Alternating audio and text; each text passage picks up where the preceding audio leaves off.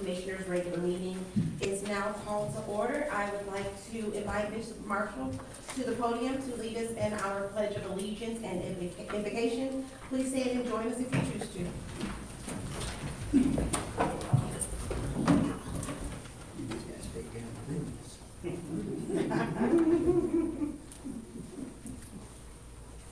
Praise the Lord, everybody. Amen. Father God, we come to you today just to be thankful, Father God, that you have been so good to us, Father God. We thank you that last night was not our last night, and you touched us early this morning, Father God. We ask your hand to cover Spring Lake, Father God. We ask that we have peace within the city, Father God. We ask that your will be done, Father God, with the counselors right now, Father God. We give it all to you, and we look for you to answer all our requests and answers, Father God, because we can't do it by ourselves. We need you. In Jesus' name, I pray. Amen. Amen. I pledge allegiance to the flag of the United States of America and to the republic for which it stands, one nation, under God, indivisible, with liberty and justice for all. Thank you so much, Mr. Marshall. all righty. So I do ask that if you have your cell phone, that you turn it on vibrate or silent. And please limit your sidebar conversations in order to give the utmost respect to our speakers and presenters. We will now move on to additions and deletions. Commissioner Palacios. I'd like to add a presentation for Yard of the Month, please. All right, we will add that under presentation, and we will go ahead and make that C or B, and we'll move the tiny home projects for last.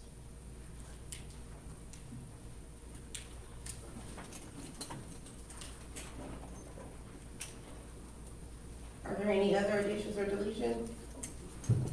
Hearing none, I will now entertain a motion to approve the agenda. Mayor Pro Tem?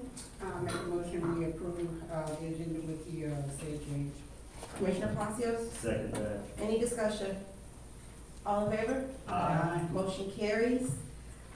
We'll now approve the consent items. It's the draft minutes of the September 2023, or excuse me, September 23rd, 2024 work session minutes, the draft minutes of October 2nd, 2024 special meeting, our Board of Adjustments Committee applications for the appointment of James McIver and Terry Mitchell, and we also have a budget amendment, BA 8 FY 2025. Commissioner Palacios? So moved. Commissioner Thompson? A second. Any discussion? Mayor Pro Tem?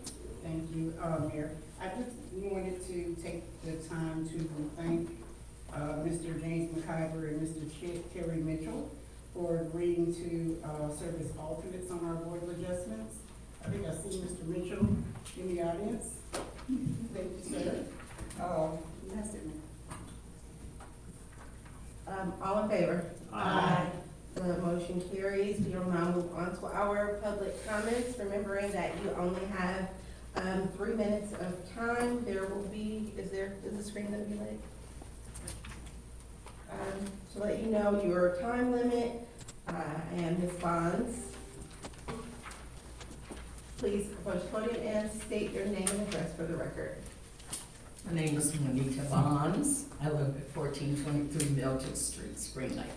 I am here because Sunday, October the 20th, at 2 o'clock, we're gonna have Souls to the Pole. We're gonna start here and outside here in Roof Street, 300 Roof Street, and we're gonna march over to the rec center, 301 Roof Street. And I'm asking that all the residents come out, and also Fayetteville residents. This is a nonpartisan, so everybody can walk, okay? And also, we have to support this, because I was in a meeting, and they're talking about closing our polling site if we don't have more participation. So I'm asking everybody to please join in and walk with us at 2 o'clock Sunday, October the 20th. Thank you. Thank you, Ms. Bonds. All right, we'll now move on to our first presentation, our Special Forces mural update, Ms. Cynthia Wilt, our Appearance Committee Chair. Hey, Ms. Cynthia. Good evening, Madam Mayor, board members, staff. It is our honor to be here. We have the Appearance Committee, Appearance and Sustainability Committee members. Several of them are here today, and some of the people that are helping with this project. We are here to announce the installation dates and also to make the presentation of the framed to-scale painting. And this is officially being presented to the town today. We do have official dates of when the installation of the mural will be. It is going to be installed October 29th through November the 1st. This is a Tuesday to Friday. And it's of course all depending on the weather. He's expecting the maximum amount of days. That would be 4 days at the most. And this is going to be at 412 South Main, which is Stitch in Time. That's the name of the business there. Also, just like last time, he is taking volunteers. If anybody wants to volunteer, they can contact us by emailing stormwater@townofspringlake.com. Anybody wanting to volunteer. And we will have a schedule out soon, so anybody who's wanting to do that. And donations are still being taken for this mural. Right now, we do have a good amount, but where our goal was 20,000. And we have not met that goal yet. Did you happen to bring the chart? Okay, I'm sorry. We do have a chart that has a goal mark on it. Last time I looked at it, it was around 14,000, and our goal is 20,000. So we are moving right along the way, and that is to help us to move towards this project and the ceremony that we're going to be holding on November the 8th. November the 8th is our Veterans Day ceremony. And that's going to be a Friday at 11 a.m. And this is going to be a joint effort between the Military and Veterans Advisory Committee and the Appearance Committee. It's a joint effort to do a Veterans Day ceremony to honor veterans and also to do a reveal of the mural at 412 South Main. And Dr. B, did you want to say anything? Okay. Thank you. Commissioner Palacios. I didn't recognize you yet, sir. Go ahead, last time I jumped the gun. Commissioner Blasco. Thank you. It's official. Well, look, we are so excited about this, and we have some people that have been working behind the scenes that are here today that have really been hustling to make this event happen and bring this mural to our town. So our citizens, volunteers, and our business owners that are part of this have really got us a long way to get to this point currently. And we're almost at the finish line. So our goal is $20,000. It covers the cost of the mural. It covers needed repairs that need to be done to the building itself that we are putting the mural on. But this is an investment into the future of Spring Lake. And so any visitor that comes into town will be able to see this mural as they drive in and as they exit. You will always see this mural, and eyes on the road though. But it's very important, you know, and it's an homage, of course, to our heritage here in Spring Lake, to the military and its connection. And we did, of course, the Home of the Airborne with our first mural. Our second mural was a community effort highlighting the various backgrounds of Spring Lake and cultures. And then this third mural is highlighting our connection with the Special Forces. And so we're going to have, at our event on November 8th, we're going to have a special speaker at that event. We're going to be highlighting the Veteran of the Year for Spring Lake. We're going to have a special singer there to sing the national anthem. We are going to be inviting special guests and from Spring Lake and in the greater Spring Lake area and community. And of course, everybody here is invited. But the point is that we want to have a great event. And we're right there, like I said, we're at the finish line, and we do need community support. organization support. So anyone who hasn't yet given to help us in these efforts, please help us out. No donation is too small, but it's going a long way. And let's turn this around here, just so everybody can see it and those online can see it as well. While he's doing that, can you let our community know how to donate? Yes, so there are two ways to donate. One is you can donate directly to the town of Spring Lake, and in the memo line of the check, you can write Special Forces Mural Project, okay? And the other way is we have a GoFundMe that is set up as well. And you'll also be able to track what's been donated already and some of the top donors that have already contributed. So before you leave here today, in the foyer of Town Hall, you'll see a little placard I just, without permission, I put there the other day. And you can scan the QR code that takes you directly to the link for the GoFundMe, where you can do that.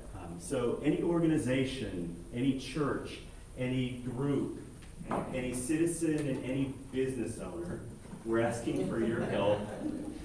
Thank you.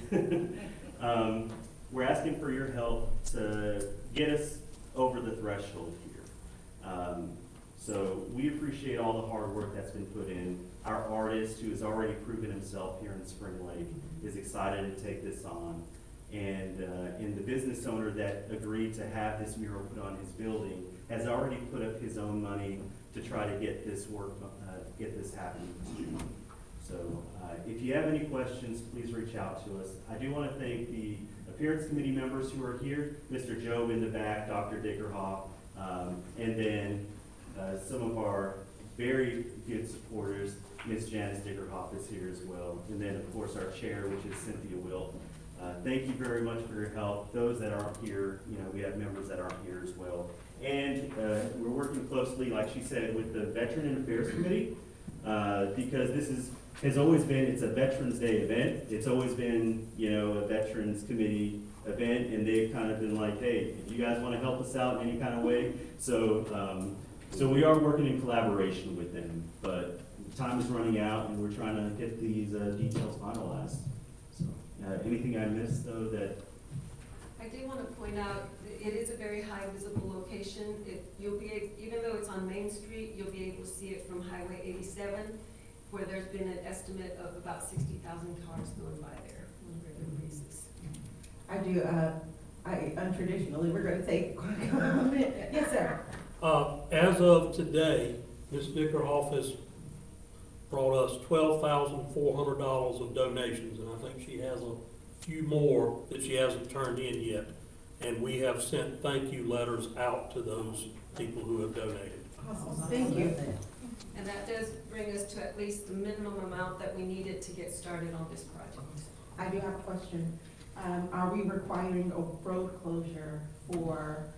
So, yeah, that's something I wanted to present to the board, because I need more information before I present that, but it's a small portion of Main Street that we're talking about, from the circle essentially to where it meets 87 by the location of the mural. And so, but no, I haven't gotten with you guys about what that needs to be, and I needed guidance, honestly. We should probably get on that quickly, because we have a time limit on submitting for road closures. So is that what your letter's for? So let me ask this then, since we're here. Yeah. If we can go ahead and get the road closure for that,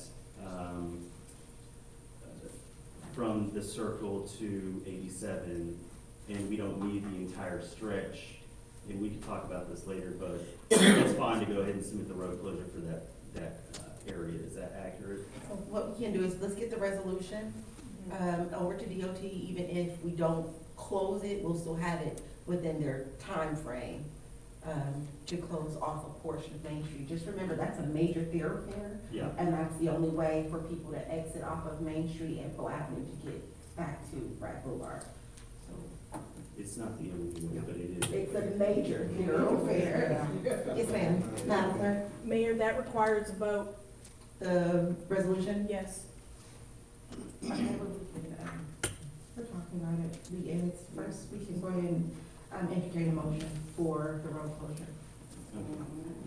I appreciate Would you it. like to make that motion? Yeah, if we can, make a motion to close the road and submit that to DOT, from the Post Street Circle to 87 Main Street only.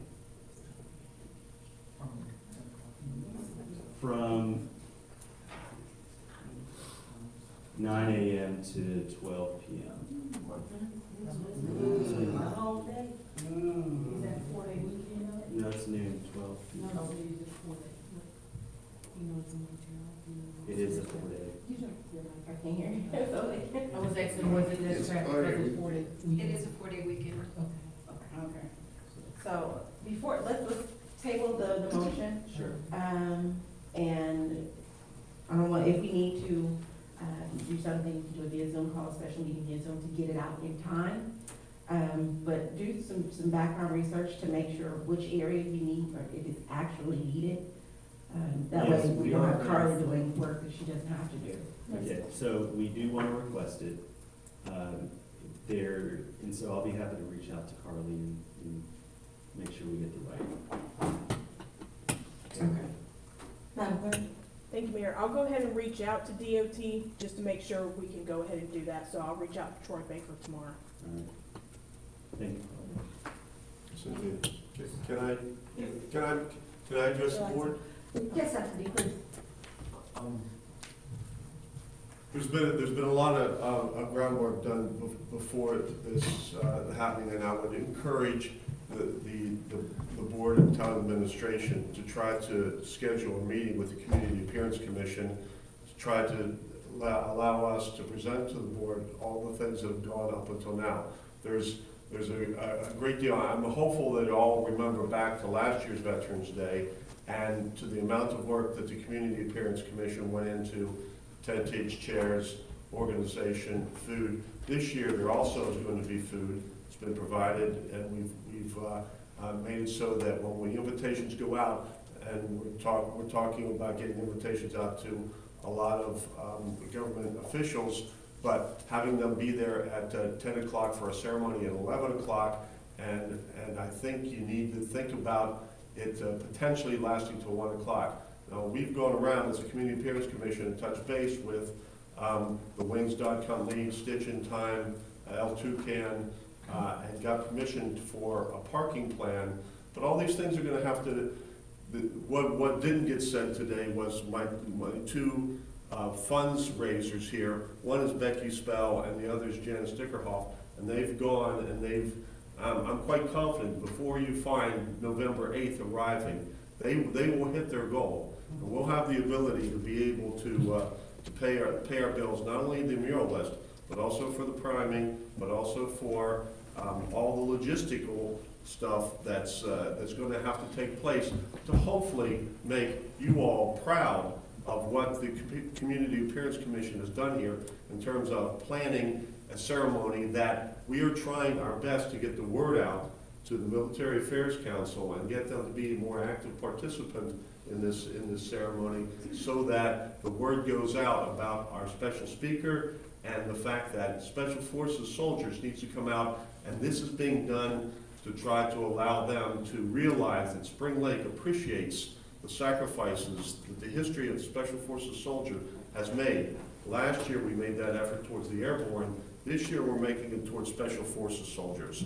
And I'm hoping you'll find last year there was 250 veterans there for that ceremony. We're hoping for more. And that's why we've got to work with you to be able to have a parking plan, a plan for people to come in and egress, and a place for VIPs to be able to come in and be received and to feel that it was worth their time to come in and participate in our ceremony. So a lot of work is going on, but I would love for the town. I know the town hasn't been involved with this. We said, we went to you last year and said, with the Home of the Airborne, we need your help, and you gave us your help. You allowed us to pay for that project. and I'm hopeful that you'll look back on it and say it was well worth the time and the effort that we spent on this. This has been more of a private effort, and these ladies have bled to get this money, but it's amazing to me. I will tell you, God is great. People have been coming out of the woodwork to be able to support this project, and so we're trying to make it a grand affair, and now that it's gone to the place where we're coming to city government, we hope to get your endorsement where you can say, we're all on board, and we're going to assist you in any way, shape, or form, but that's going to require a meeting with Mrs. Wilt and her committee to be able to in fact make that happen. So I appreciate the ability to be able to speak to the board. Thank you. Anyone else, Ms. Wolf? That's it. Any questions for me? Any questions from the board? Thank you so much. Thank you for your time. All right, we'll now move on to our Yard of the Month. Commissioner Palacios. Thank you, Mayor. So every month we get to honor our residents who upkeep and maintain their property in a way that overall beautifies the town here. And we have a winner this month, which is Cesar Rodriguez out of Deerfield. So I don't think Mr. Rodriguez is here today, but we'll make sure we get this to him. Let's give it up for Mr. Rodriguez. Thank you, Mayor. We will now move on to our last presentation of the evening, and this is our tiny home project. Okay. Mr. Brandon Price, the Chief Executive Officer of Habitat for Humanity.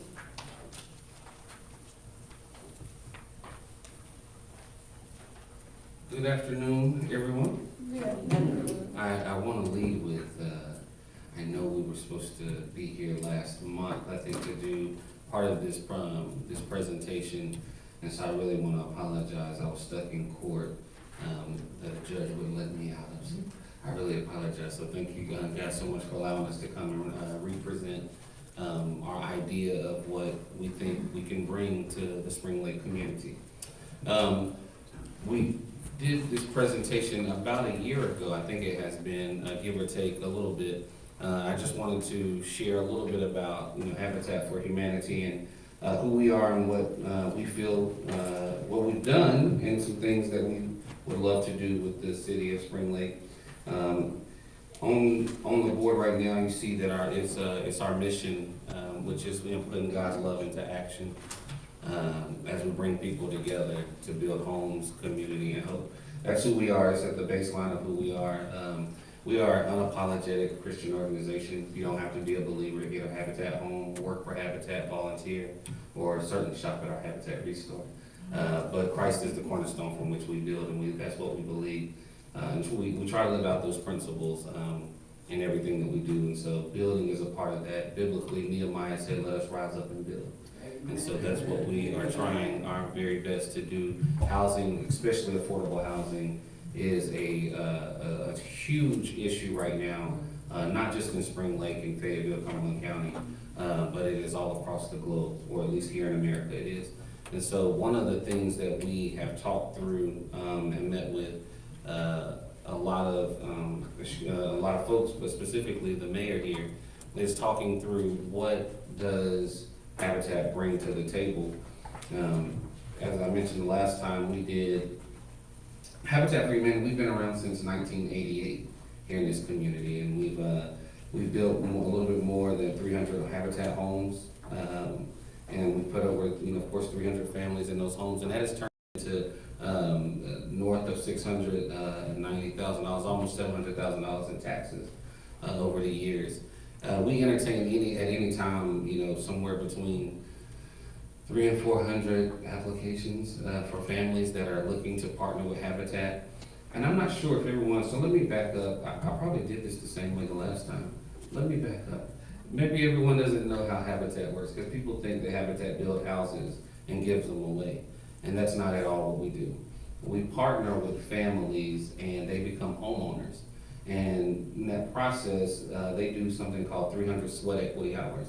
It's just a fancy name for saying volunteering to build their home and help to build the homes of the neighbors in their community, volunteering throughout their community. And in exchange, what they receive going through our entire program, they receive a 0% interest mortgage, or up to now, I think it's up to 3% interest mortgage, which is still really, if you're a homeowner, best thing on the market right now. And so we're very blessed to be able to do that. And we try to make the adjustment for the homeowners that have to have an interest rate so that it feels like a 0% interest rate. So we adjust the price of the home. Part of how we're able to do that is because of a lot of volunteer hours that go into to our homes. And we pass the savings that we save on the labor to the homeowner.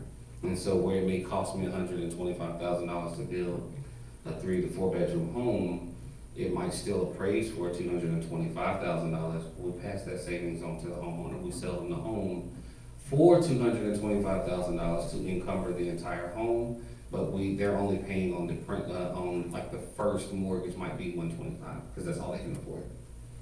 And so we hold a silent second for the life of the loan, which protects the folks that donate and support who we are and what we're trying to do, and prevents predatory lending to homeowners because they tend to prey on low income to moderate income families. And so we try to protect our homeowners. And so that's one of the programs that Habitat offers. We also have a home repairs program where we do critical home repairs, families that were, especially in this community, as a matter of fact, that were impacted by Hurricane Matthews and Florence, flooded out, of course, a large part of Spring Lake down here, and we're still helping a lot of those families get back into their homes. And so that's one of our critical home repairs. We do aging in place, which is to help many of our seniors stay in their homes. Things like handicap accessibility, we address that, widen the door, putting up handicap rails in their bathrooms, lowering their cabinets for them, things like that to sort of help them stay in the homes that they work so hard to pay for. Our last initiative that we do is something we call Trade Days, where we work with Cumberland County Schools and Capital Encore Academy, which is a charter school in Cumberland County. In the spring, we met with students. We met with 15 students from 9 different high schools, 15 students at each high school, and we taught them how to build a toolbox. And so they traded their classroom time for learning how to, do carpentry.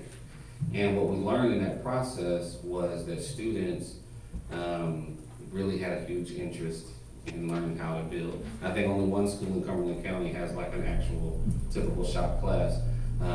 Most of you all probably are too young to remember we used to have to take shop back in high school. And so,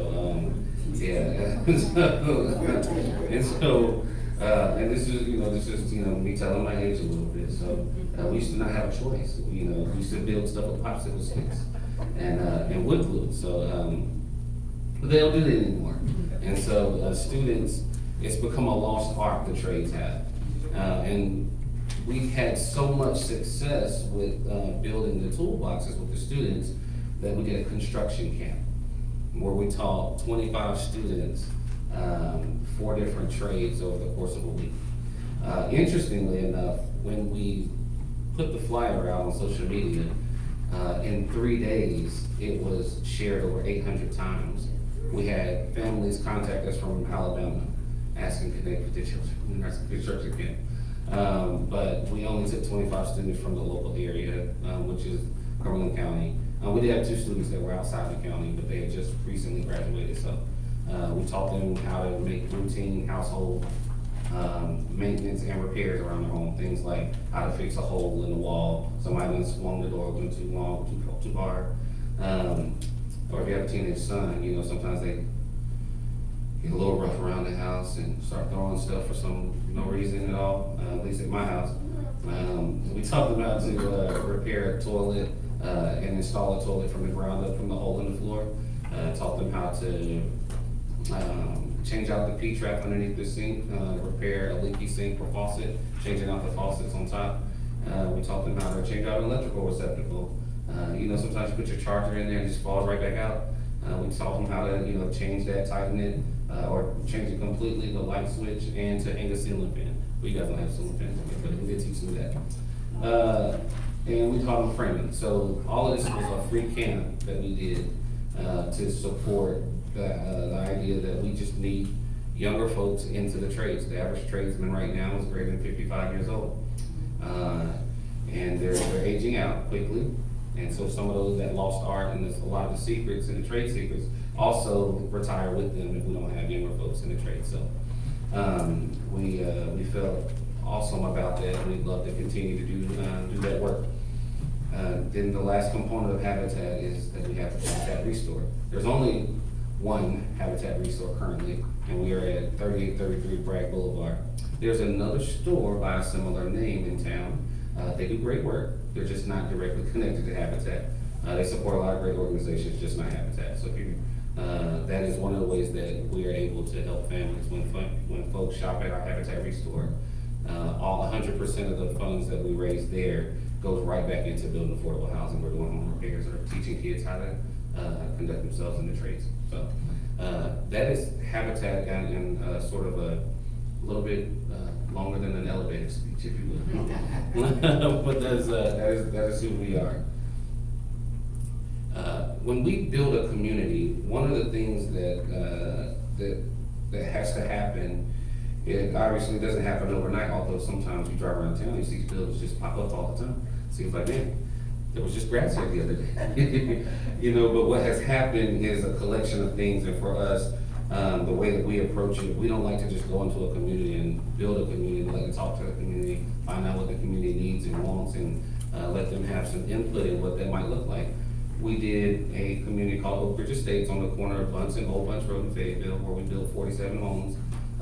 That community is made up of 3 and 4 bedroom homes, and it's impacting the lives of over 200 individuals, children and families. So when I say families, I don't mean a mom and children, or a dad and children, or mom, dad and children. I just mean an individual, period. Because many of the families that we have supported are single seniors in our community, which brings us to the Spring Lake Project. Many of our seniors, as they're getting older, don't need as much, they don't want as much, but they want a safe place to call home. And they're on fixed income, a lot of them, they're on very limited income, but they still want a place to call home that they can be proud of, ultimately. And so we have explored the opportunity of doing for the first time ever in our history, and in most habitats in this state, has never done a full tiny home community.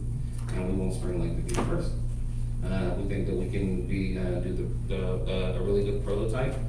We've done a lot of research in how we would put this together and what it might look like, utilizing the land located just behind you, I guess, or over your left shoulder, if you will.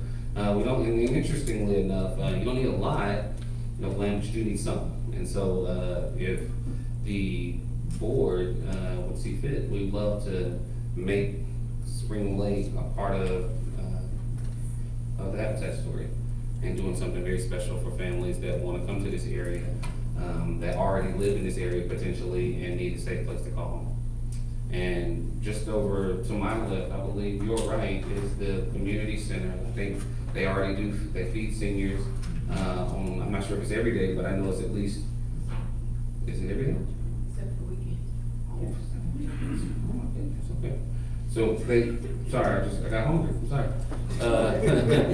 So they feed seniors every day, as it is, and this community would not, it's located really close so they could walk, so transportation would be an issue. Another thing that I've spent a lot of time diving into, and I don't want to get into the specifics because it hasn't been confirmed yet, but it is very difficult to separate housing and healthcare. You know, where you live shouldn't determine how long you live, but it does. It just does. And so we're very interested in working with the healthcare system locally in bringing healthcare accessibility to these families.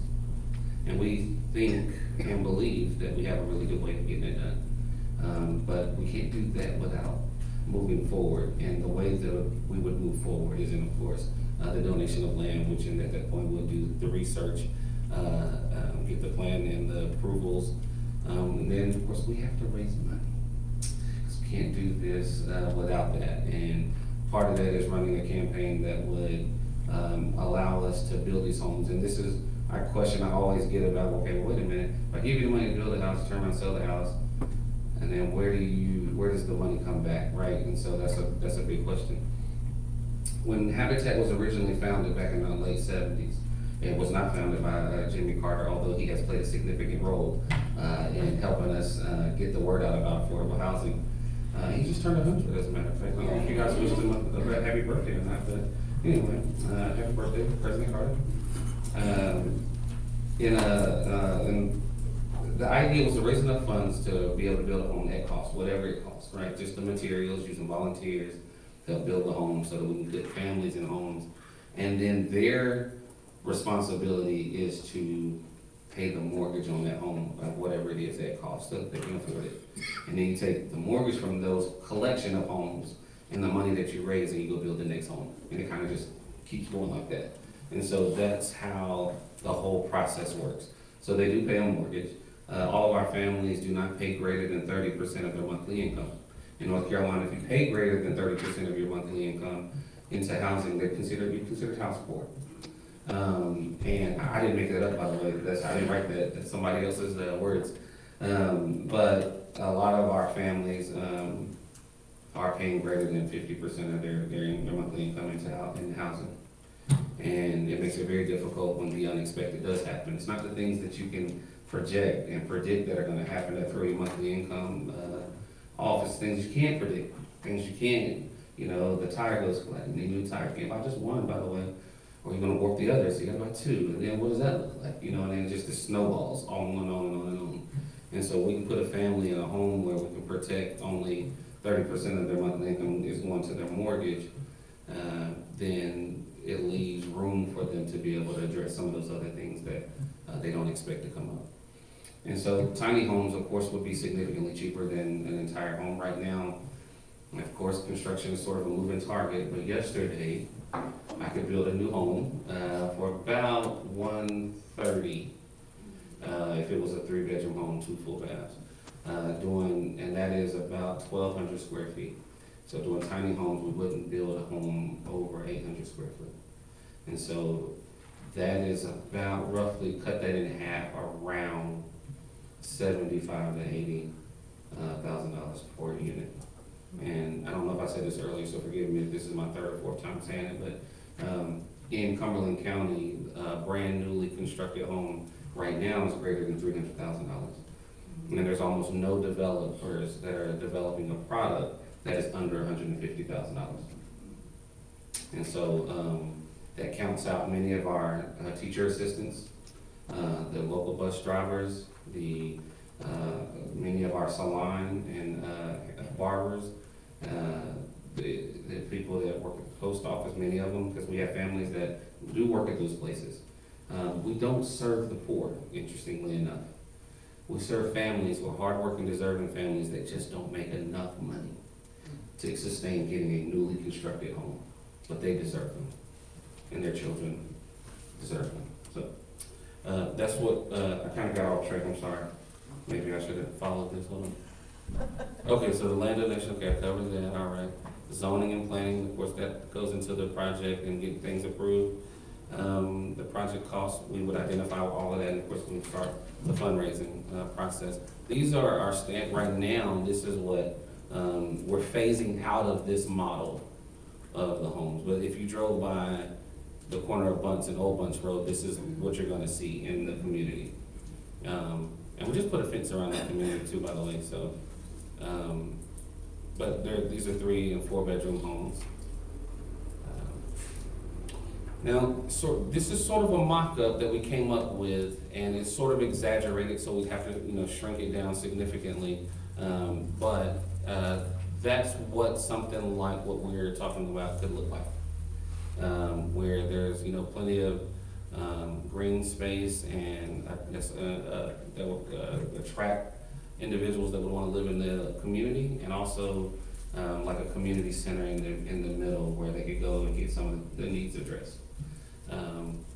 Because their homes wouldn't be big enough for them to sort of store everything, and a bunch of stuff. It would be literally designed to be a tiny/small home so that they can sustain themselves. And we could do this in a very unique way And we've explored tons of different ways, but the reality is, we don't know exactly what it'll look like until we get in there and start digging. Because we have to look at soil samples, and we have to look at, will this particular part of the land sustain the construction? And there's a ton of research that goes into that, before we actually put the shovel in the ground and decide exactly what it's gonna look like. But we're happy to work with you all on what that aesthetic will be like, for this particular community. And so I've sort of covered a lot of this, earlier in the presentation, just about how affordable housing impacts education, economic security, how it boosts the economy, of course, with the taxes that these families pay, and then, of course, the social services. Families become less dependent on social services, and government assistance when they own their own home. And let's see, is that the last one? Well, it's not moving, so maybe it's the last one. I'm happy to answer any questions that you might have for me. Kurt, can you go back one slide? I know it's a small picture, so just so you know, those big green ovals are the green spaces. Yeah. That blue space in the middle is the community center, and those little gray squares all around the edge, those are the tiny homes. Yeah. So we project, are you, I'm so sorry, was you asking me or was you, okay. Yes, you just forgot to use her. No, it's fine, I didn't know, I was like, wait a minute, let me be quiet.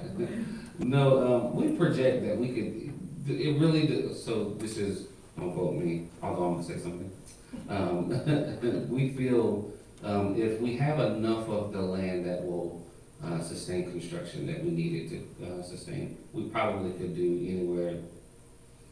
It could, as little as 15, but as many as 40. It just depends on how much of the land we're able to utilize. Like, this is a photograph where it's using almost the entire piece, which we can't do. I do know that because we've done enough research. But about half of that I can use, but it doesn't look like that. Like, it's gonna have to be like a little jigsaw puzzle, if you will. But we can work around it, and so we're excited about that. Excuse me. Are there any questions from the board? Commissioner Lackman. Thank you, Mayor. Have you looked at other properties? I know when you presented in the past, you were kind of set on this, and I'm not set on this location. Okay. Due to Spring Lake, we're growing. At some point, Town Hall we may need to look at things. But I was just wondering if you looked at other properties around town. So, yes, sir, we did. We looked at a couple of other pieces that we felt like would be a good option for us. They're just not available. And we researched it, and we just didn't have any success with moving those particular properties where we could do something with it. Was it because they weren't looking to sell, or? So it's a combination of things. We couldn't, one, we had some trouble getting in contact with the owner. We utilized all the mediums that we had available to us. And I think there was just disinterest in selling their property, ultimately, in the areas where we felt like we could do this the best. And so ideally, what size location are you looking for? Because I know here you said that 15 would be the small, 40 would be the large amount of homes that could go in here. Sure. You talking about anything in terms of acreage? Yes, sir.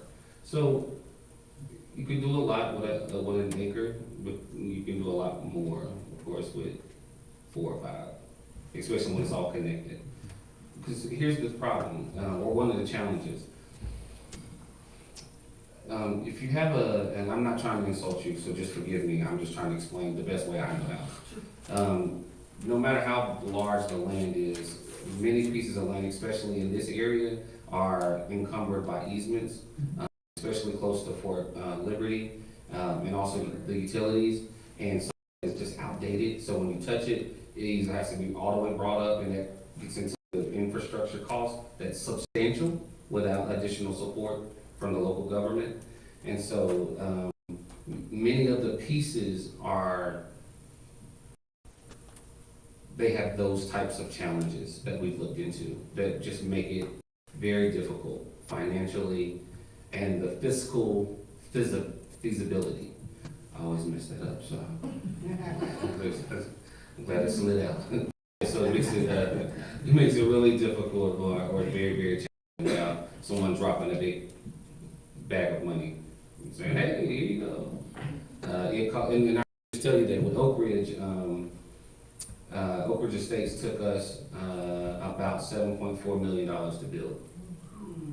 And so that was a combination of state funding, local government funding, and a lot of fundraising. And that project started on paper in 2013, and we built the last one in 2022. And so, but from the moment that, I've been at Habitat for what's it, today's 14? Next week will be 6 years. Sorry. So I've been here for 6 years, and when I got here in 2018, the project had stalled simply because we were doing a lot of home repairs due to Matthew and Florence. So you gotta factor those two, that 4 years in.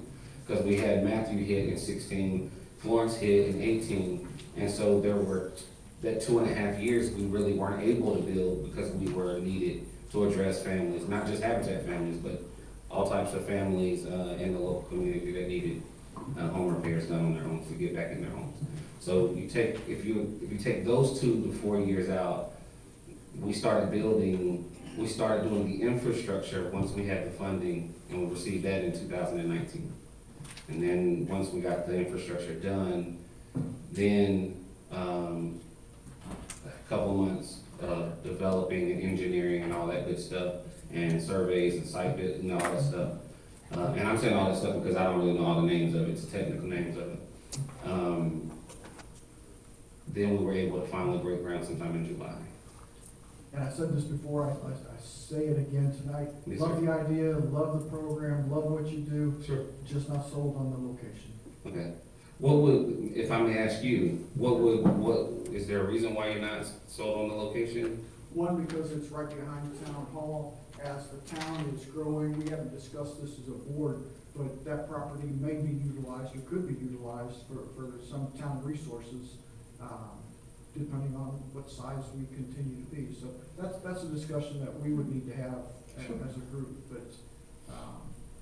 but that's my objection. Understood. Mr. Manager? Brandon, I'm asking, Yes, sir. I'm gonna put you on the spot here. Okay. You'll notice in the audience, we also have our finance director and our police chief.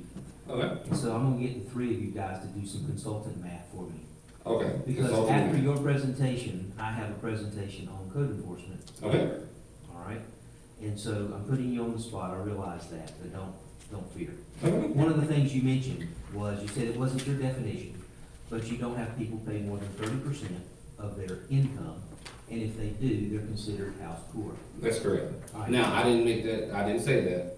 I did say it, but Yeah, I'm you quoting did. I someone wrote it else. Yeah, good, all right. So I want you to emphasize that and focus on that for just a second. Sure. And so, first question goes to the police chief. Chief, what is the starting salary for a police officer? $42,000. $42,000, okay? Mhm. And so I have no idea what the starting salary is for a school teacher. I have no idea what some of those others are, but I do know this, the average salary Sure.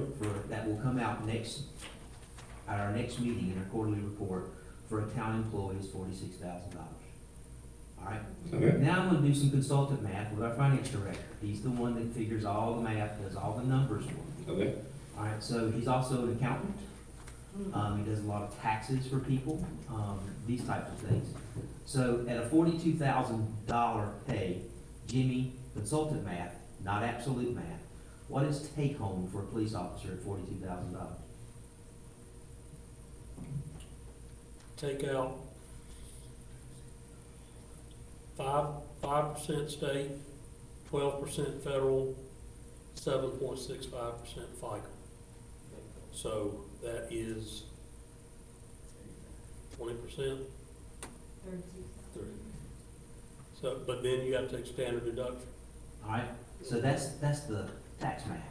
Now let's talk about But it's pension 30. math, But it's 30% of, what he's talking about is 30% of gross. okay? Gross is at 42,000, gross is 13,600.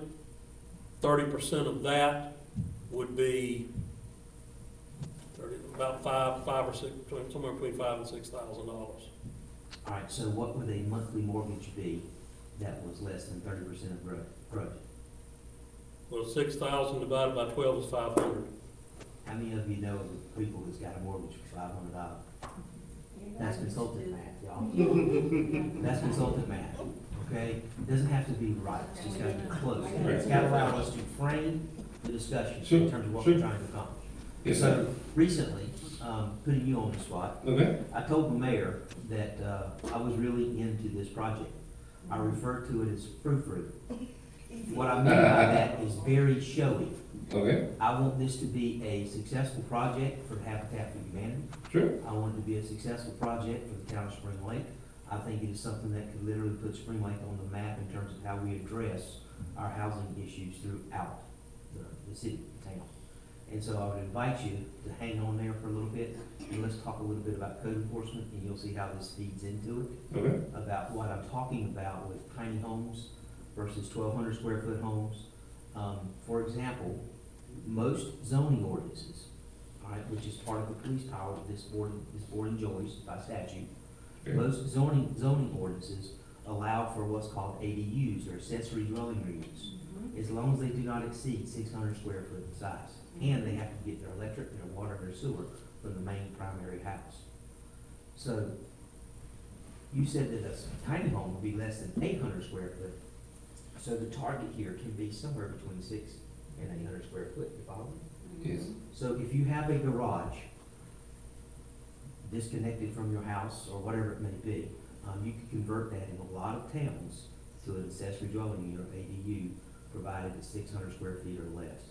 That is, they usually refer to those as in-law suites, granny flats, and now we start talking about tiny homes. Okay. So I want to keep that in mind as we have our presentation and our discussion in terms of code enforcement throughout the town.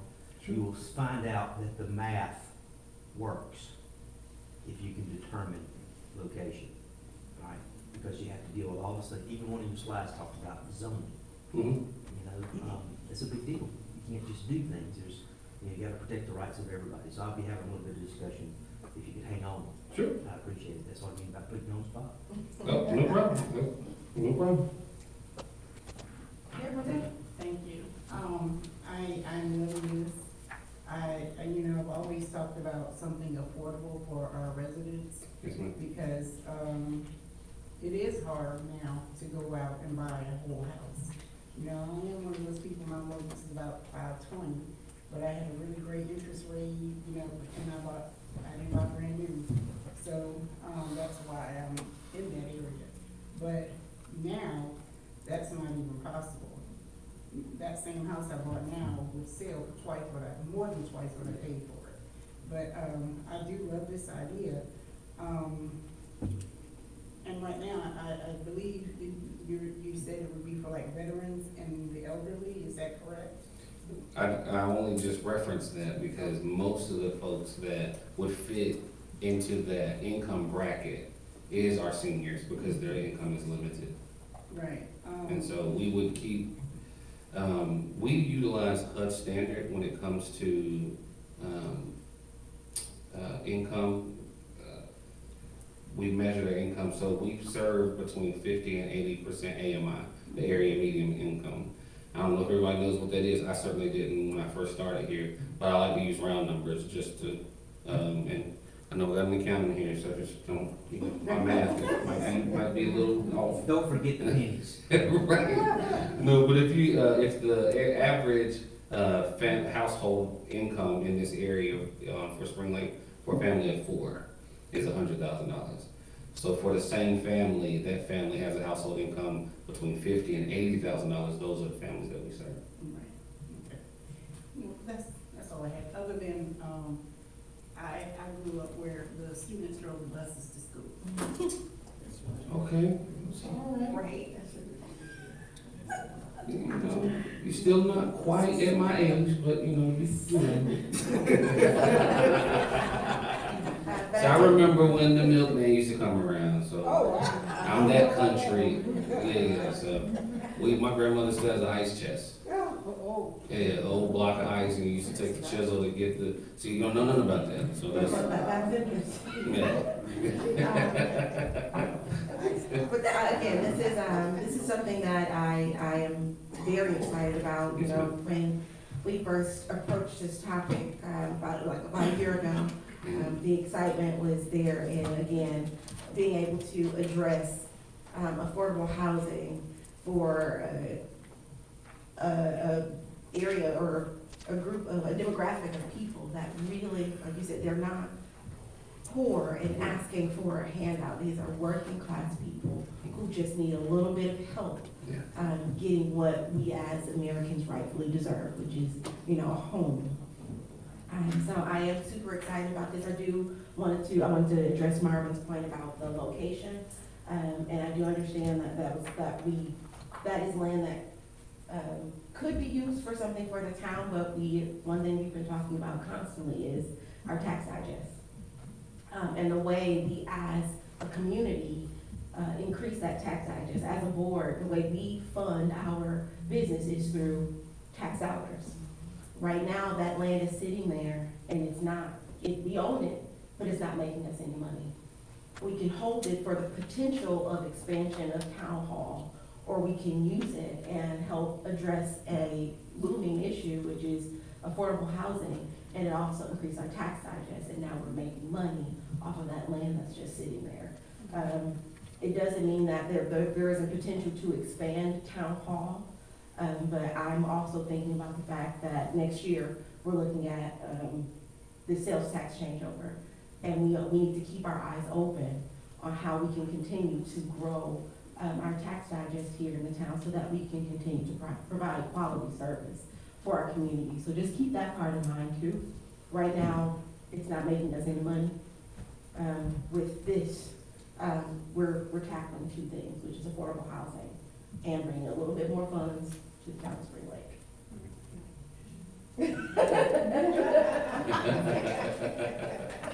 Okay, are there any more questions or comments from the board? Mr. Price? Yes, ma'am.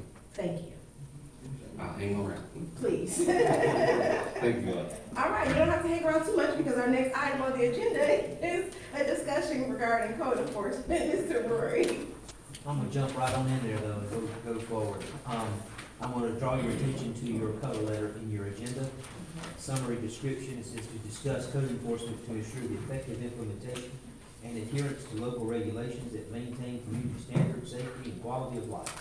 By collaborating on this issue, they can identify and address any gaps in enforcement, allocate necessary resources, and develop strategies to improve compliance among residences and businesses. Additionally, an open dialogue can foster transparency and build public trust, as community members are more likely to support initiatives that are well communicated and understood. Ultimately, a proactive approach to code enforcement can enhance the town's overall livability and attractiveness, benefiting all stakeholders. I like to say that summary was well stated. However, I didn't write it. And the reality is, this is the first time I read it tonight in front of you. So, I question who wrote it. Thank you, Carla, for supporting me, making sure we get this stuff straight.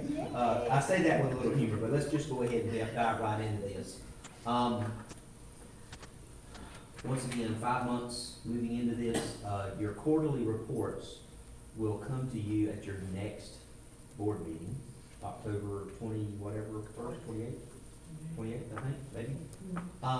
However, we do have this one already, and I want to take the opportunity to carve it out of what will be basically on your consent agenda and really discuss it thoroughly and have some conversations, as Carly put it here so eloquently, proactive approach. When we start talking about code enforcement, zoning, these are generally known as I'll your... ask you a quick question. Are these the same? No, the one that's by itself is the correct one. This one? Yes. Okay. Sorry about that, John. I'm glad to know because I would just highlight it. I won't be showing the whole report. generally referred to as your police powers. As a creature of the state, you are afforded and you have enabling legislation that allows you to do things. Basically, this is what's known as your police powers, or basically your ordinance making, your rule making body, right? That you can take, and you'll notice it here is the delegation exercise of those powers. The city may by ordinance define, prohibit, regulate, or abate acts, omissions, or conditions detrimental to the health, safety, or welfare of its citizens and the peace, dignity of the city, and may define and abate nuisances. That little piece up there about politia, or that's Roman, it's Latin. That basically they used the term to talk about the civil administration of government. What do we do in the civil arena? What do we do in the criminal arena? And how do those police powers impact our citizens at large? And what does it mean for our community? Next one for me, Carl. You need to drive. I am about to. Your general ordinance authority and your land use and zoning are two critical pieces of your police powers. One thing that's worth noting is that even though you have those, they're very broad police powers, in terms of it as a rule-making body, you're still limited by the 14th Amendment when it comes to this due process of law. You cannot take away people's life, liberty, okay, these things, without effective due process. Now, due process means different things for these different types of ordinances. For example, when we come to a zoning ordinance, you will find out to make a change to the height of a fence in your zoning ordinance, chapter 42, which is a police power. Also, it's a text amendment to your zoning ordinance, and it requires a public hearing. If the fence height was over here in your regular ordinance authority for some reason or another, that's an act of the body. It doesn't require a public hearing. You have already acted in one case under your general ordinance authority to amend the code as it relates to junk vehicles in the police department. This whole debate and discussion we have of changing those rules didn't require a public hearing because it wasn't a text amendment to your zoning ordinance. Got to keep those things in mind. Some things easy, some things a little bit difficult, but in all cases, it requires some level of due process. You can't just do things without going through a due process. How about this right there? Yes, sir. All right, examples of those. Quick noise ordinances. Do y'all know what's too loud? Depends on Brandon's teenage kids, right? He probably knows what's too loud. Littering. We all know about that. Smoking, outdoor public space. You regulate smoking in outdoor public spaces in your code of ordinances. All right. Sanitation, abandoned structures. You have an entire chapter on abandoned structures in your code of ordinances. We'll talk a little bit more about that. Zoning, in particular, signs. Signs are usually part of your zoning ordinance, not necessarily general ordinance authority, and you will see up and down the road how we violate and fail to enforce our own code. I'll show you pictures of that. It's easy, we just don't do it. Parking, setbacks, front and side, accessory structures. That's what I was talking about. Accessory structures is not just ADUs or accessory dwelling units, but it's also the sheds, the she sheds, the things that you put in your backyard. You know, we regulate where they can be put. Side yard, front yard, backyard, how far off of the back line. All of these things are regulated as part of your zoning ordinance, as well as fences. This is in your report, just sharing it for virtue of, or for the purpose of just so you get kind of a bigger picture. You'll notice it talks about, look at one of the top things that we're dealing with right now is minimum housing. All right. Second to that is overgrown lots. We are literally in the weeds. Yeah. Okay? Junk vehicles, junk piles. This is littering, this is trash, this is garbage, this is stuff in the front yard. It's just stuff. You know, how do we deal with these things? And so you see 54 cases of minimum housing. We'll talk about each of these as we go forward. First one, the OL, or overgrown lot. You'll see the highlighted in red there, it says open. The very top of that list says 3309 Antler Drive. I'm gonna spell it out. There it is for everybody to see. Public information, very transparent. we have an overgrown lot at 3309 Antler Drive, and we have to deal with that issue. That picture, however, up there comes from Kristen. So wait a minute, we have a overgrown lot, shows up in the report, but this picture of an overgrown lot, you'll notice the front is mowed, the back is not, the fence is falling down. You see all of these problems? All right, it doesn't even show up on the list. It's because it's been mowed and cleaned, the front part, one time, but it never got back to the list again. So we have this constant, let's call them chronic violators, all right, chronic violators. So we have to figure out how we're gonna address that. So we're going through, and I've watched it evolve over the past 5 months. Your quarterly report here says that 13 overgrown lots are being submitted for town abatement. We covered this issue in our staff meeting last Tuesday. What does it mean when you talk about town abatement? We're gonna come in, we're gonna clean it, we're gonna charge them, we're gonna never be paid for it. That's a pretty good summary. Yeah. Okay, so we're gonna charge them to do it. We're never gonna get paid for it. How do we collect on it? So I reached out to the attorney last week as well and asked him for kind of a rundown on how do we collect these deeds. We'll talk a little bit more about that. I really want you to focus on that address of Antler Drive. The one that's in our overall lot abatement, yeah. Yes, okay, and then the one up there, the picture is actually Kristen, but it's not even in the report. That's interesting. When you drive through town, you'll see all kinds of things if you know what you're looking for. But we don't know what we're looking for in a lot of cases, and therefore they're unabated, they just allow them to go, continue, and it just becomes chronic of what we do and what we don't do. So 13 lots I got them up. There's the Antler Drive. Now, for the record, that's the actual picture of that lot. And you'll see, that's the police chief, that's the mirror of a Ford F-150 blue in color with a wolf on the front. Just in case you want, nobody's casing the joint out there, right? This is a windshield survey. What started that? So I'm out on windshield surveys taking these pictures, and I went specifically out there just to look at this one. It's an overgrown lot. Who's gonna mow it? How are we gonna do it? How long has it been in suspense?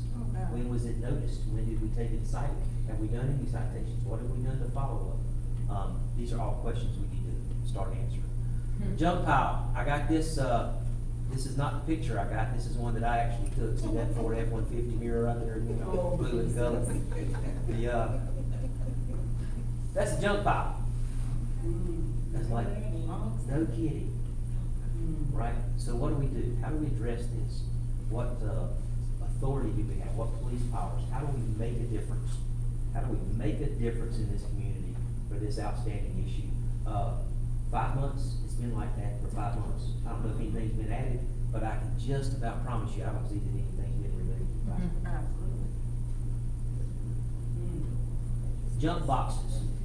Now notice under there I put donation boxes. The thought is good, but the reality is completely different than the thought. You go to some of these places, you'll see that dumpster enclosure on the left is where they're remodeling the building, but you still got all of this stuff that's out on the, there you go. That one, the next picture there, same thing. I don't think that they ever intended that to be at a gas station in Howell's mattresses and Box Springs and so forth. This is where people are just doing illegal dumping or donating stuff that they no longer need to somebody else. Somebody else's problem, not theirs. Donation boxes are following the same path. So we do have an ordinance. That's correct. Right now that regulates the donation boxes. And, yeah, they need to be regulated right on out of here. My opinion. Because they're nothing but donation boxes and everybody else's junk. Yes. There's a toilet dog beside one of them 2 weeks ago. What are you donating? Not shoes and clothes like it said on the box. There you go. That needs to be changed, Mayor, so that's the point of that discussion. Garbage containers or junk pile. Now, this is live, this is a 2-day picture, okay? You see those 3 containers at the bottom? Picking them up at the top?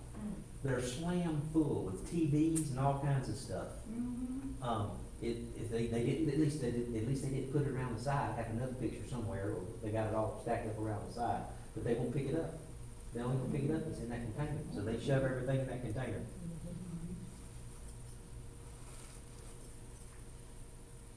Temporary signs. Sign pollution.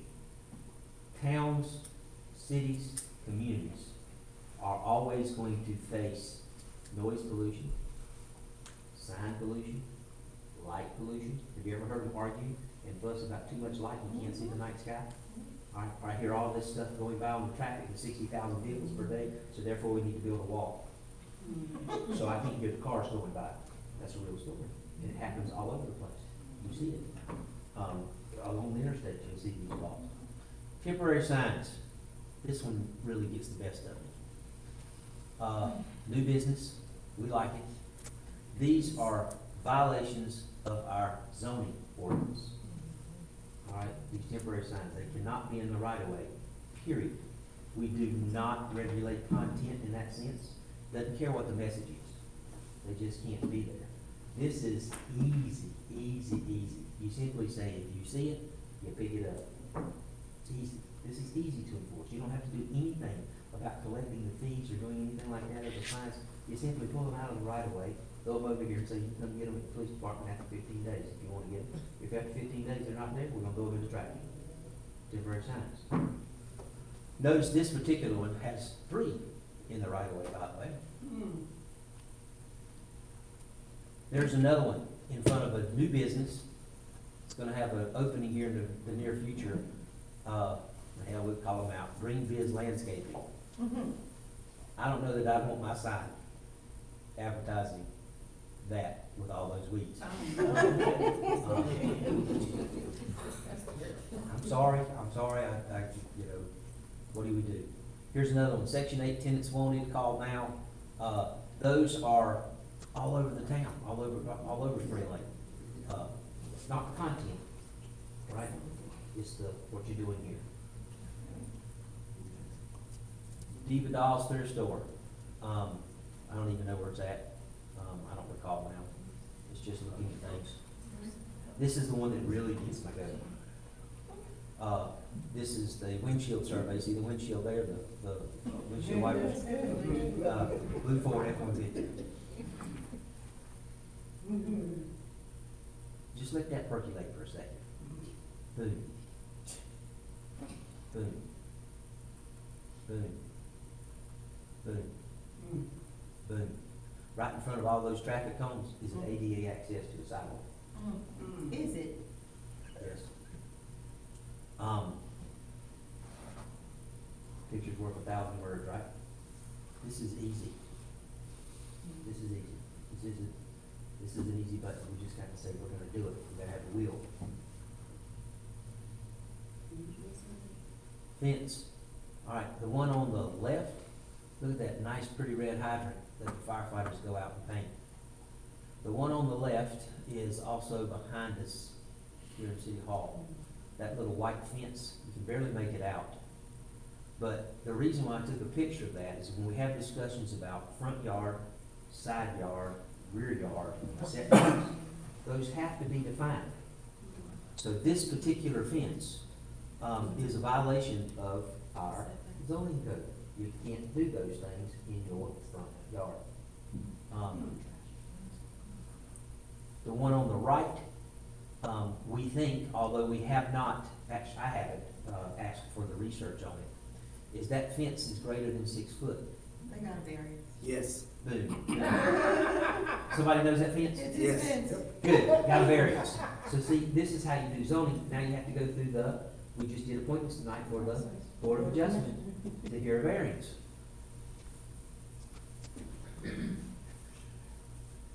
Parking car on the front lawn in the neighborhood is not allowed, but there are exceptions. I got this via email a couple weeks ago. Notice at the very bottom it says all weather surface 10 by 20, just kind of random thought there. These others are in the right of way. The Jeep, truck, they're in the right of way parked on the grass. A lot of cities simply do not allow that. Period. all right? They will fine you for parking in the right of way, because usually you're jumping the curbs, you're going over sidewalks, you're doing different things, and so they regulate, parking to your lot, to your property, and it doesn't include your front grass. Parking restrictions. It shall be unlawful for a private property owner, resident, tenant, guest, or vehicle operator to park or permit to be parked automotive vehicles, including golf carts, that's a giveaway, anywhere on private property, including any privately maintained area adjacent to a paved surface, except on a paved asphalt, concrete, or other acceptable all-weather surface. Said all-weather surface shall measure no less than 9 feet by 18 feet in length, and shall be constructed of no less than 3 inches depth, stone, rock, gravel, da. I got a citation for that. On my door, there is a NOV, a notice of violation, that says, hey, you can't park your truck over here in the grass. You gotta have it on this all-weather surface, minimum size of 9 feet by 18 feet. This all came in the code, it was all on the notice of violation. Basically, it gave me like 7 days to abate, fix it. Now, I could stack them, put them on my concrete, but it had to be on all weather. So, I couldn't stack them on my concrete because it wasn't wide enough, it was too small. And so now you have to go, how many vehicles? Got 3 vehicles. It won't put 2, and you end up with 3, and that's why it works. The other one down there, B, no motorized vehicle in excess of 20 feet or 8,600 pounds or trailer shall be permitted to park in front or on the side of the main building or within 20 feet of the rear property line.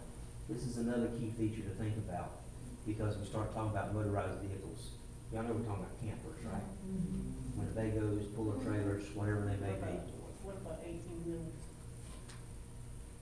All right, so let's think about this for a little bit. We're going through vehicles, we're going through campers. Notice right there, if you will, the left rear, you see the car? There's 2 of them back there. I'm riding down the road doing a windshield survey. Then I get to the front. See, same property. 2-car garage, same property. The one there in the middle, rusty hood, I don't know what's going on. This comes to us as complaints, because there's too many cars, they're working on them, this is a home occupation, all kinds of different stuff.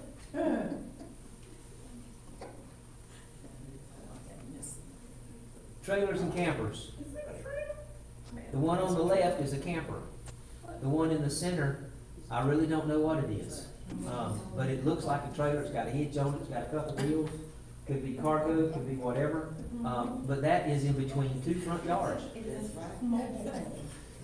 It's in between 2 front yards. It's Deerfield, I don't know and don't recall what road it is. So, there's the other one, it's got a cover on it. Remember this whole abandoned junk vehicle thing, started talking about covers on them in the back?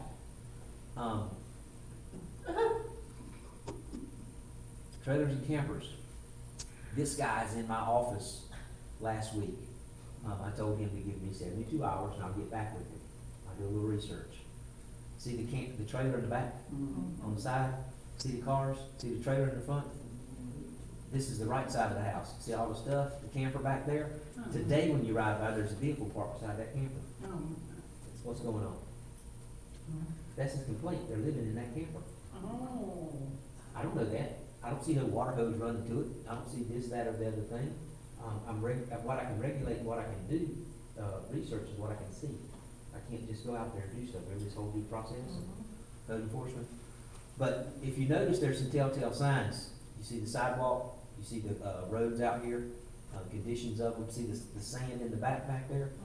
That's where a car parks, a lot.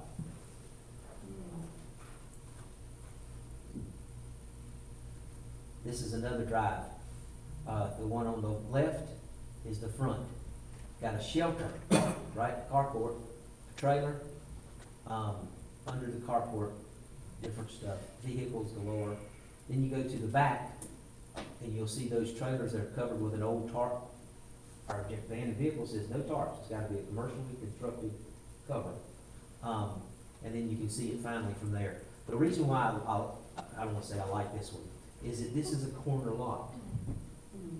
corner lots have 2 front yards, right? So when you start talking about corner lots, now the regulations change in terms of zoning that you gotta be aware of, that this isn't a backyard. This is 2 front lots, 2 front sides. Meat and potatoes, minimum housing. Brandon, this is where you come in, okay? In my opinion.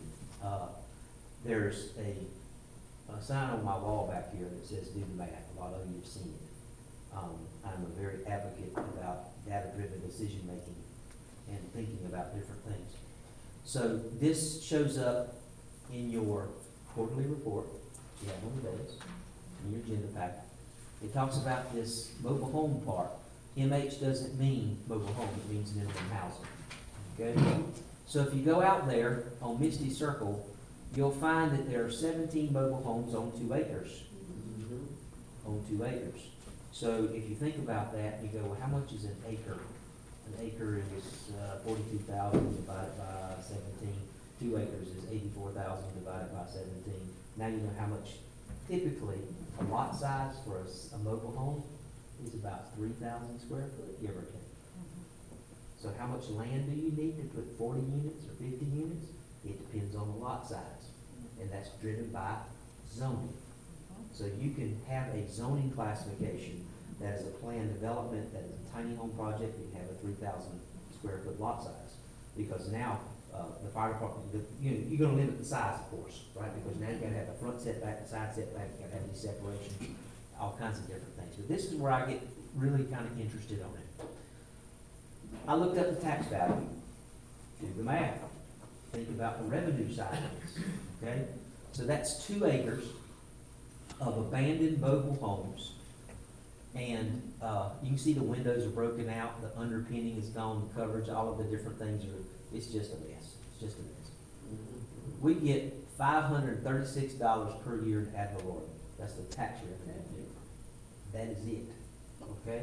And that includes, that 72,300 assessed value includes some value for the land, 12,000 to be exact for the land. So that's 24,000 total for the land, so 12,000 per acre. And then the rest of it is for building value. I don't know where in the world that comes from, $50,000 worth of building value, because I don't see it. So I Googled it. I knew the answer to this already. I've done some demolition.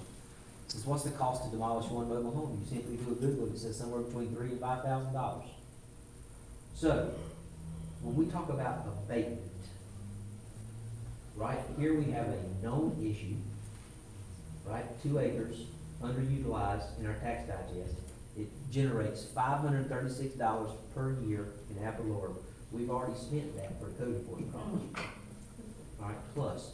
And if we go to take and tear them down, $51,000 to $85,000, where's the money gonna come from, right? Then you're gonna put it on there as a lien. So then we're gonna have to take and foreclose on the property to collect the debt because we did something in terms of public safety and help clean it up. So there's a time, there's a churn that we have to think about when we're talking about. So even though we put these up there as open and we have them on a suspense list, don't mean we can just do anything. You gotta have cash, man, money, machines, and materials. Anything is possible, but it takes time. All the due process.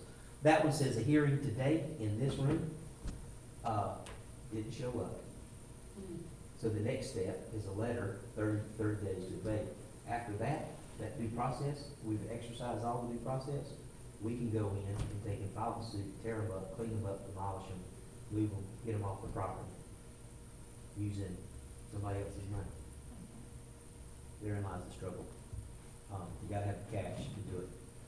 There's a tax. One of the things that I found interesting about this too, when you look it up, you notice that top one, $2,376 in refuse tax. There ain't no trash cans out there, are there?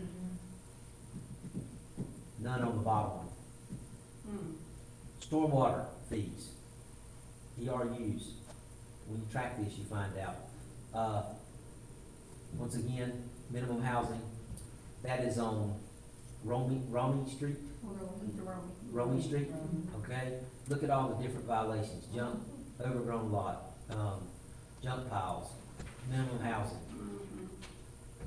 One of the things that I want to highlight here is that in both of these cases, what we see is old, dilapidated, abandoned, mobile homes.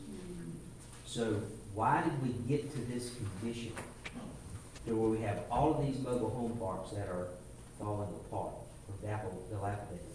Are they impacting property values throughout the town? What's going on? How do we clean them up? How do we move forward? And then you start thinking about the revenue they produce in terms of ad valorem tax. That's what I meant about the math will work. A 600 square foot or a 3,000 square foot home ownership will pay a whole lot more taxes and more likely to be maintained than a bunch of rental stuff that's falling apart out here. This is Hinkle Street, all over that whole area. We're dealing with those types of things in terms of sewer impacts. What do we do to close them? That's the whole thinking there with the R6A zoning. We have a zoning classification that is, this is my opinion, we'll have to take and approach the attorney. We have a ordinance about mobile home parks, but we have a zoning police power that says R6A, and it allows mobile home parks. So even if we take all of these old abandoned ones off, but the underlying zoning is still R6A, what can go there? More trailers. So why would we spend all of our time cleaning the cobwebs out of the corner? And what we really need to do is kill the fire. All right? Not deal with the cobwebs in the corner. This is what gets us here. So why keep perpetuating it? Why do we do this? What do we do with these types of products? And they're all over the town for various reasons. All right?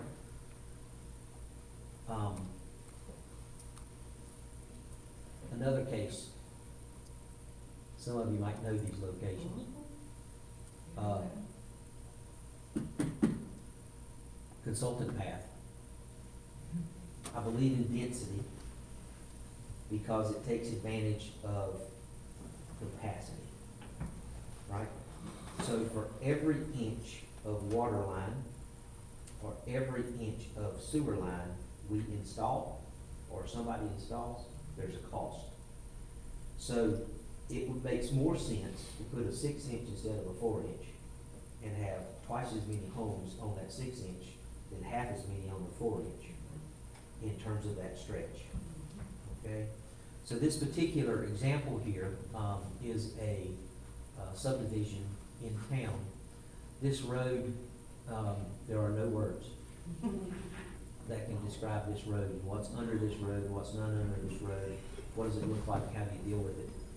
There are 19 homes on a road that is 750 feet long.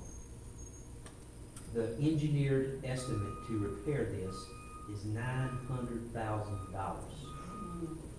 I think consultant math tells me that a $900,000 repair with $19,000 per year coming in taxes, the break-even point is 40-some years, 47, I believe, if I did the math correctly. But you simply got to do it. You got to do it. This is this whole. We had our first lunch and learn back in July-ish. No, when was it? When was the lunch and learn? Probably about Strong Towns.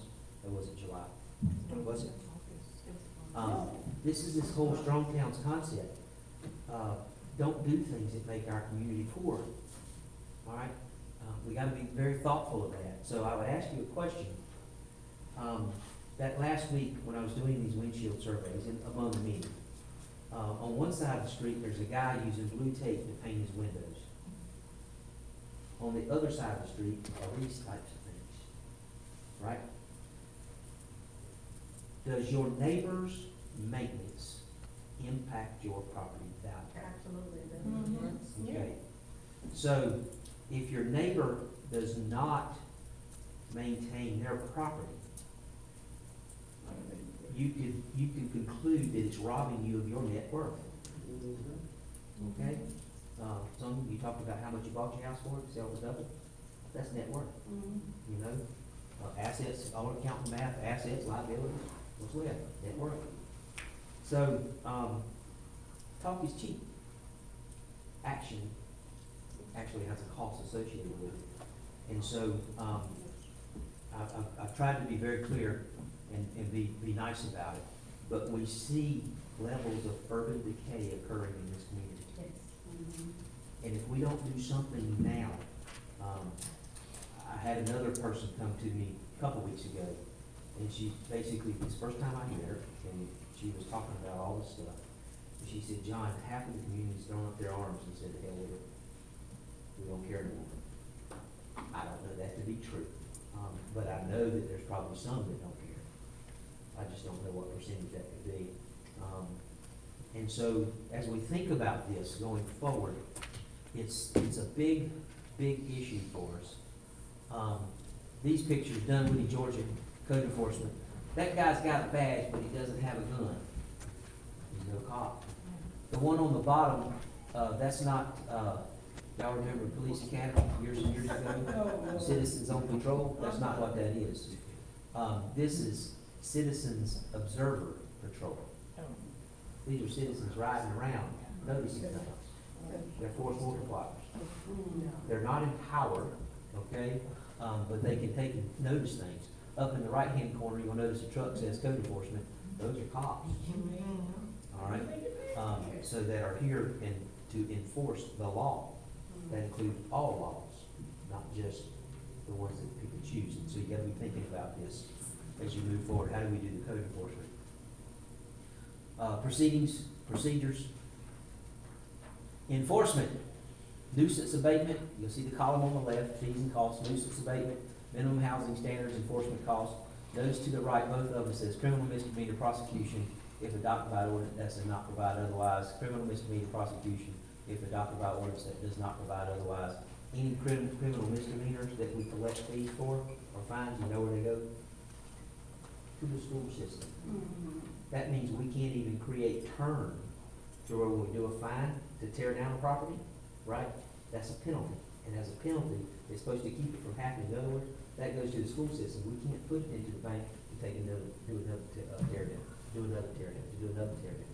So You we're said constantly code doing that. enforcement fines go to the school? Yes. I knew that our tickets and That's traffic correct. violations went If to the if they are penalties, unless you take and, do stuff otherwise, if they are penalties that are criminal misdemeanors, they go to the school as well. I did not know those went as well. I thought it was just our traffic violations. Yeah, it's a very brief explanation. So any town ordinance that's like a violation, is technically a crime, a misdemeanor crime, unless the town ordinances exclude it. Most towns say none of our ordinances shall be enforced as criminal violations. They will be civil instead. I don't honestly know if Spring Lake has adopted that type of ordinance or not, but most towns have. General penalty. Unless otherwise specifically provided, if any person shall violate any provision of this code of ordinance, except any provision regulating the operation of parking of vehicles, he shall be guilty of a class 3 misdemeanor and shall be fined not more than $50 or imprisoned for not more than 30 days. Are y'all having a big swallow of feeling right there right now? I am. Civil penalty, in the absence of amount specified in the specific ordinance, the applicable amount shall be $50 for the finding of responsible first violation, $100 for a second finding of responsible, and $250 for the third. Each continuing day of violation before abatement may be considered a separate offense after 72 hours. That's your code. We need that zero, And then we also might want to seriously consider, sorry to come That's to, okay. eliminating the criminal nature of it. Which is, I know it seems like you would want it to be criminal, but most towns specifically want it civil so they can enforce it civilly. Yeah. All right, I'm getting to the end, I promise you. The mayor mentioned this earlier about the sales tax. When I said that if thy neighbor does not take and maintain their property, it typically robs you of your net worth, okay?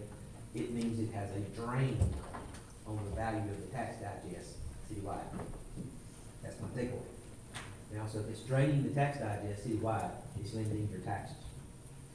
So one highlight of this, this chart was produced by Jimmy, once again, finance math.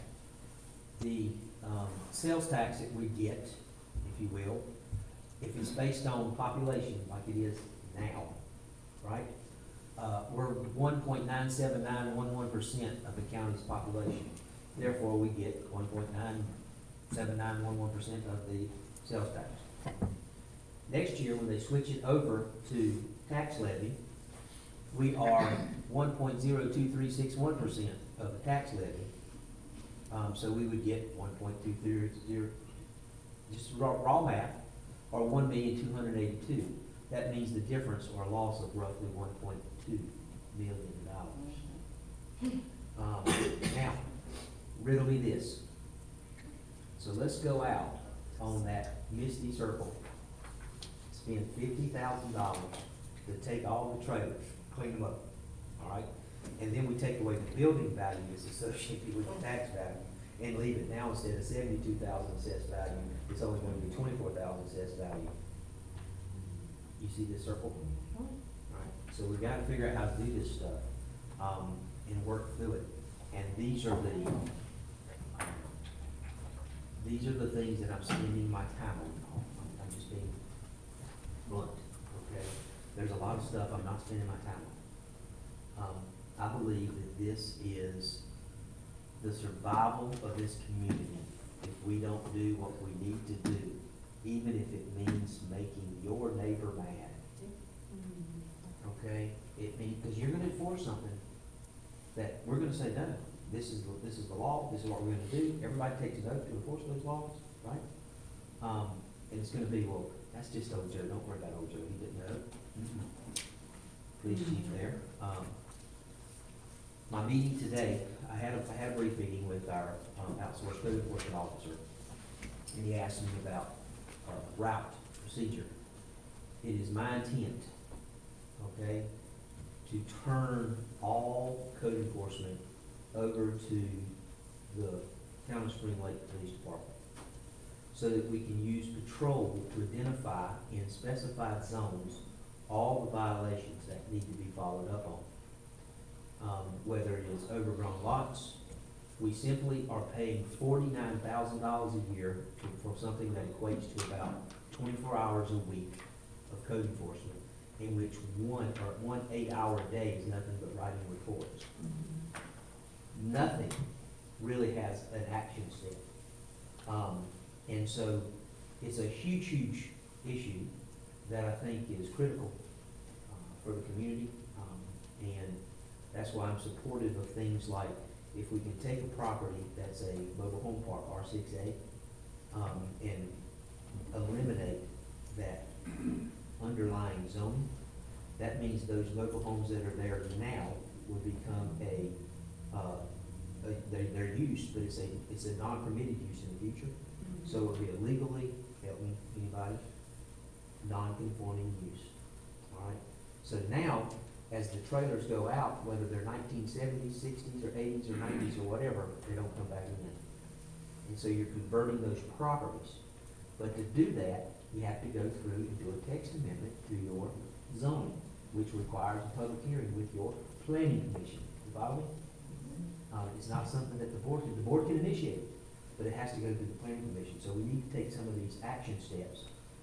When I was a captain on the fire department, my chief asked me a question. He says, John, what comes first, motivation or action? And I thought about that for a second. I said, well, you really need to be motivated to take action. And that's basically how I responded. He said, wrong. You'll find that if you get to stepping, sometimes motivation will follow. So take action, and then you can get motivated. But if you're waiting to do something until you're motivated, it don't get happened. Take action.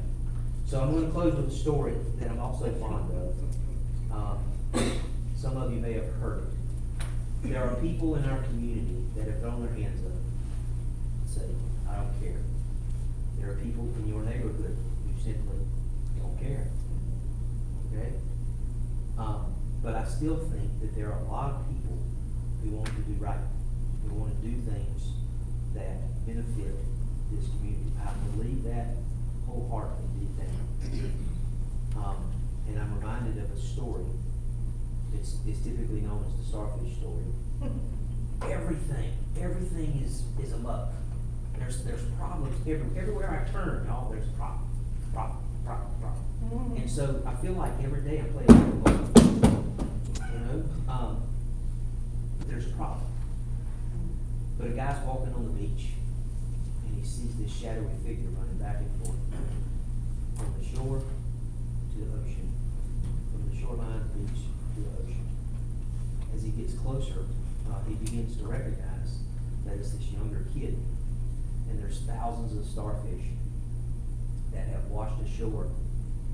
And so the kid is taking the starfish one at a time, throwing it back in the ocean. And as this older, wiser guy walks up to him, he says, "Son, what are you doing? There's thousands of them. You can't possibly make a difference." With that, the kid picks up a starfish, throws it into the ocean. He says, "I bet I made a difference to that one." That's the problem we face. We have to take action to make a difference, one starfish at a time, one neighborhood. And it's not going to be all kisses and unicorns. It's going to be painful. It's going to be a struggle. There's going to be people in here yelling at you. There's going to be people fussing at you. Don't do this. But that's the reality of where we're at. I've been here 5 months. I don't have all the answers. But I see some of the common problems that exist across this nation, in this community, and we have got to take steps to address those issues. Brandon, you stayed, I do appreciate it. If you haven't picked up on it, the reason I called it frou, very showy, I would like to take some of these properties, okay, that are already zoned in the underlying R6A and create planned developments out of them. Those planned developments could be those properties that are tiny homes. We can write that into our ordinance. That encourages our companies, our groups. I met with a guy 2 weeks ago. I'm gonna give him a plug, a shameless plug here. He's with Liberty Sheds, right up here on Murchison Road. And I'm gonna call him out. His name is Charles Davenport. For whatever reason, we hit it off. He was a quarterback for North Carolina State quarterback fan. And he does fosters. He gets fosters kids. That's his day job. But in the other one, he's got this property behind him. He says, "Look, now think about this. Liberty Sheds, 600 square foot ADUs or less. 2x4 construction, 2x6 floors, all the different things that you start talking about, right?" I was excited to hear him talk about the possibility of taking some of these sheds and building surround decks and doing different things, putting them on small lots. The reason he wants to do it is, I don't like the term affordable housing, I like the term workforce housing. But remember, his day job is fostering kids who get left behind at the age of 18. So if you had a vehicle or a mechanism for them to, I don't want to steal anybody's thunder, but to get a job and to be able to afford something that's 600 or so square foot, keep them off the street, get them going, everybody should recognize that the creation through wealth is through home ownership. And that's the one way we need to start thinking about it. So that's my story. I've been focused on this, hyper-focused on it for almost 6 months. It is a priority, I think, that I want to face. I've got the grant stuff going, I got all of that stuff. Jimmy's here, he can help do all the finance, do all the audit and everything else. I need something. And I think this is it. Code enforcement and what we do is one of the priorities, I think, of this county. With that, I'm going to touch my hair, and y'all got something for me. That was excellent. I know, I believe I can express the sentiments of the board when I say we are super excited. I know Commissioner Blackman is loving the fact that you're hyper-focused on cleaning up this blight. I know we all are. So I look forward to, putting some real teeth in our ordinances that's going to discourage some of the blight and really working on cleaning this up. Are there any questions or comments from the board? Alrighty, well, hearing none, we will move on to our reports. I will be as brief as possible. We have today's Indigenous Peoples Day, so we want to make sure that we highlight that. Early voting starts, thank you, Bryce, on the 17th. Again, I want to echo the sentiments from earlier that we highly encourage you to go across the street, go pick up some people you know, Again, this is not about convenience, this is about our right to have access to voting right here in our community. No person should be driving 15 to 20 minutes, 12 to 15 miles to get to their nearest polling location. I don't care if there were 7 people voting in Spring. We deserve the access, and in order to maintain that access, we need to increase our numbers. So please, please, please, don't just make sure you go vote. Go get somebody else from somewhere else and get them out here to help our citizens maintain the access we have to our early voting sites. Lunch with the mayor again, and I'll announce again at our next meeting, is on the 23rd at Brooklands at noon. So if you'd like, come and join me for a slice of some of the best pizza you can find around. Our Halloween hours this year come out from the county. They are, again, our regular Halloween day, 31st, from 6 to 8 p.m. So keep that in mind. And there is a document that I put before the board, and this is just something, I was at Mayor's Association, our meeting, and I got a chance to speak with Ms. Sharon Edmondson. And she was super excited to hear about the updates and the great things that are happening in Spring Lake. But she also let me know that the league is hosting a strategic planning session for small towns. It's something that we as the board have made a priority since we've been in office, is making sure that we not only have a plan, but that we work the plan. So I gave you a copy of our Spring Lake draft goals from September 23rd, 2022, and I want you to note that this is what we came up with in our strategic planning session. We have checked off everything on this list. That's what strategic planning sessions are for. They're to give us a plan and a pathway forward. And I wanted to commend this board, our leadership, our staff, for making sure that we were able to meet the goals and objectives that we set out for in this town. And so now that we have met these criteria, I think 2 of them are ongoing things that we have to maintain continuously. It is time for us to get more strategic and build a platform for not just next 3 to 5 years, but we want to look further beyond that. I want for us to look into 10 and 20, 50-year plans even, so that we can really create a path forward for this community. Now, I don't believe that we'll get all of that from this strategic planning for small towns. It's a 2-day event. It is for at least 3 board members or 3 people from your municipality to go. So I would like to be a part of that. Either 2 other board members, our manager could be a part. And it's not limited to 3, it's 3 or more. So the more we take, the better we can plan. However, the cost is $120 per participant. However, we were spending, what was the total we spent on our strategic planning session? Was it $3,900? Do you remember? Roughly about that. But we spent several $1,000s on our strategic planning session, where this is them teaching us the methods for creating the strategic planning session, and something that we can do in-house with our manager, who's very experienced in areas like this, and we can take on creating our strategic plan without the additional cost that was associated with it before. So I just wanted to put this before you. If you are interested in going, let me know. We can go ahead and identify who's going and get it set up if this is something that you're interested in. So that is all that I have for updates. I will pass it to Mayor Pro Tem. Thank you, Mayor. So circling back to voting, I do have Cumberland County voter guides. Bishop Marshall, please come get your packet at the end. And I have one for you too, Ms. Sanford. But I also have extras in the car. They're nonpartisan voter guides. Tells you everybody that's running, that's on the ballot. So you can get a little bit of information about every candidate, so you can make an informed choice when you go vote. So I do have those. And in lieu of Honey Lakes, Spring Lake Middle School is having their homecoming October 31st, which is Halloween. And several other organizations in town are going to participate. And you know, show up and support, our Broncos. So, make sure you wear your blue and gold and come out and support us.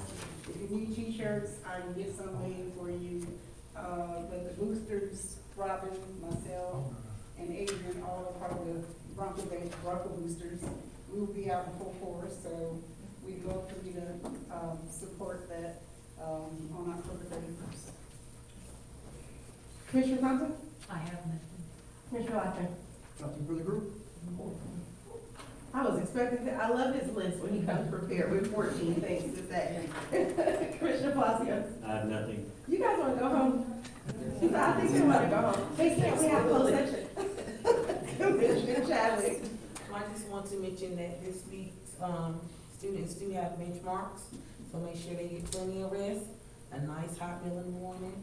These benchmarks, they help us to be able to identify what needs or additional support that students may need, but they're very helpful in helping us to stay connected with the needs of the students. So make sure if you have a child in school that they get plenty of rest. Tomorrow starts the science, and then, Wednesday is reading, and then Thursday is math. And that's all the announcements that I have for today. Okay. Mr. Roy? I have nothing, Mayor, I'm still. Nothing else? Don't get it. Mr. Ford? Wonderful job. Nothing other than I mentioned this, the last meeting, it's not technically for Spring Lake, specifically it's for the entire county. E-courts is live, so if you get like a ticket or anything, just understand it's not like the old way. And believe me, we were all struggling with it at the courthouse. Okay. Awesome. With that being said, I will now find my agenda and then we will move into, I'll entertain a motion to go into closed session pursuant to NCGS 143-318-11A3, attorney-client privilege. Mayor Pro Tem? So moved. Commissioner Palacios? Second that. Any discussion? All in favor? Aye. All right, motion carries. We're now in closed session. Thank you all for coming out. We really appreciate your time. Go tell your neighbors we're coming for you with the trash. So Yes. they don't want those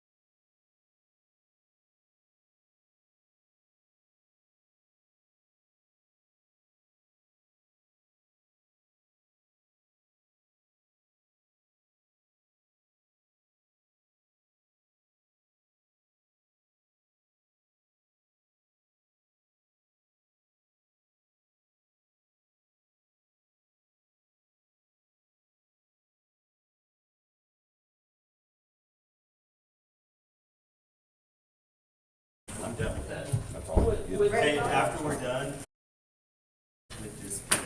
Yes, please. All right. Now entertain a motion to come out of closed session, Commissioner Foster. So moved. Action taken. Entertain a motion to come out of closed session. The Board of Commissioners took action in closed session and voted to approve a settlement with T-Mobile to resolve the town's outstanding balance of $133,000, paying $34,027.01, saving the town approximately $99,383.76. Commissioner Plasmas. So moved. Commissioner Thompson. I second. Any discussion? All in favor? Aye. We are out of closed session and this meeting is now adjourned. Good night. Take pictures, take pictures. Pictures. Oh, yeah.